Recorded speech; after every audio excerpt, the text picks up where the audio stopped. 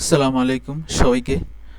আজকে আমরা পড়ব হচ্ছে উচ্চতর গণিতের স্থানাঙ্ক জ্যামিতি অধ্যায় 11.2 এর ক্ষেত্রফলের কিছু সূত্র নিয়ে।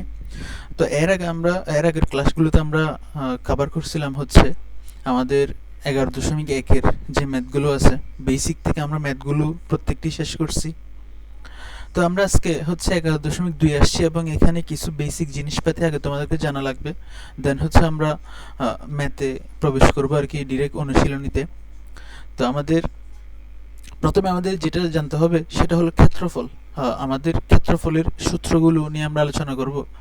এখানে আমাদের প্রথমে যদি আমরা বলি, এখানে প্রথমে আমাদের ক্ষেত্রফল এর সূত্র 1 নাম্বার যেটা সেটা শিখবো আমরা কিভাবে। মনে করো একটা ত্রিভুজ এখানে আছে, এই ত্রিভুজের বাহু এটা হচ্ছে এ, এটা হচ্ছে বি, এটা হচ্ছে সি। ত্রিভুজের 3টা বাহু দেওয়া আছে এবং এখানে হচ্ছে পরিসীমা যদি আমরা বের করি, পরিসীমা এটা হচ্ছে কি 2s দ্বারা প্রকাশ করা হয়। হ্যাঁ, তাহলে পরিসীমা 2s equal a plus B plus C. পরিসীমা জিনিসটা আসলে কি, মূলত পরিসীমা মানে হচ্ছে বাউন্ডারিটা, মানে কোনো কিছুর একদম, সেটা ত্রিভুজ হতে পারে, চতুর্ভুজ হতে পারে, যে কোনো কিছুর চারপাশের বাউন্ডারি যদি আমরা যোগ করি ওইটাকে বলা হয় পরিসীমা। তাহলে এখানে আমরা a plus B plus C, a plus B plus C, এটা হচ্ছে 2s, মানে এটা পরিসীমা আমরা বলতে পারি। এখন অর্ধ পরিসীমা মানে কি? অর্ধ পরিসীমাকে প্রকাশ করা হয় হচ্ছে s দ্বারা। হ্যাঁ, পরিসীমা হচ্ছে 2s, অর্ধ পরিসীমা s। তাহলে s ইকুয়াল কত হবে? আমরা a plus B plus C কে 2 দ্বারা, 2 এটা এই পাশে নিয়ে গেলে 2 দ্বারা ডিভাইড করে দিলে আমরা যেটা পাবো সেটা হলো অর্ধ পরিসীমা, রাইট? সো তাহলে আমরা অর্ধ পরিসীমাটা পাইলাম আমাদের।